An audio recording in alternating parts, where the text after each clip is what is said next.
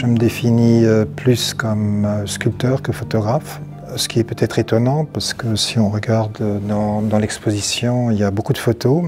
C'est des photos que je présente et que je défends comme des sculptures. Ce ne sont donc pas des photos qui ont été prises, une photo d'une œuvre qui a été prise, mais la photo participe de cette création puisque c'est l'objectif qui s'est substitué à mon point de vue et que tout a été construit en fonction de ce point de vue. Il faut vraiment que vous vous substituez à l'objectif de la caméra pour que vous voyez, pour qu'apparaisse ce que je donne à montrer.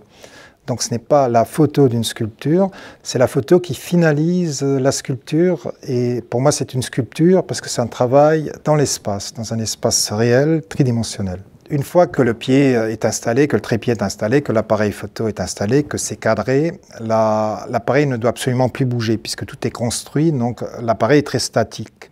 Et donc tout ce qui se passe, c'est qu'une question de déclic. Il n'y a plus de mise en scène, c'est simplement tout s'organise autour de ce point de vue. Je me sers de l'ombre comme d'un pinceau.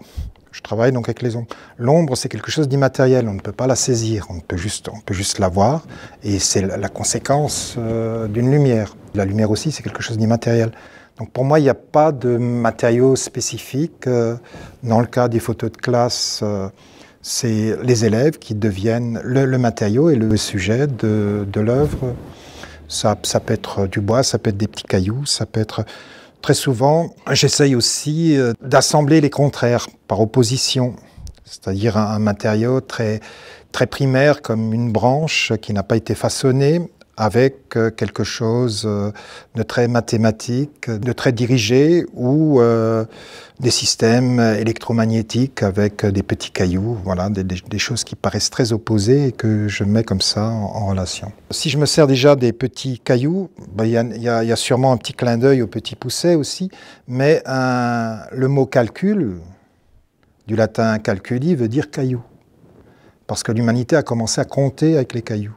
Et c'est peut-être tout ce réapprentissage que je fais en me servant des cailloux pour comptabiliser comme ça. Mais c'est aussi une façon de faire comprendre comment nous, humains, nous approprions le terrain, puisque le terrain, on l'a découpé en carrés. Quand on achète un terrain, on l'achète en mètres carrés. Et c'est cette opposition entre culture et nature sur laquelle je travaille. Tout l'intérêt de l'œuvre réside dans son évolution. Et c'est pour ça que des fois, certaines œuvres ne seront pas terminées parce que quand on termine une chose, très souvent, on tue ce processus qui m'intéresse, qui est ce processus évolutif et dont le spectateur, le regardeur est lui-même acteur. Moi, je pense que c'est à la portée de n'importe quel bon étudiant de faire un redressement de perspective. C'est quelque chose qui s'apprend. La difficulté de l'œuvre, c'est d'instaurer un dialogue entre le travail, ce redressement de perspective, et l'endroit où ce travail apparaît, de façon, quand on regarde l'image, qu'on soit questionné, qu'on ait l'impression que quelque chose se passe, que quelque chose est dit, même si c'est de l'ordre simplement poétique. Les chiffres, j'ai jamais réussi à les mémoriser. Et quand j'ai voulu mémoriser un numéro de téléphone, je me rendais compte que je mémorisais le tracé que fait, donc le dessin que fait mon doigt sur le clavier. Et quand vous parcourez un carré magique et que vous allez de la case 1 à la case 2 à la case 3, vous serez surpris du dessin parce que vous avez un dessin qui est tout à fait symétrique, qu'une symétrie renversée, une symétrie en miroir.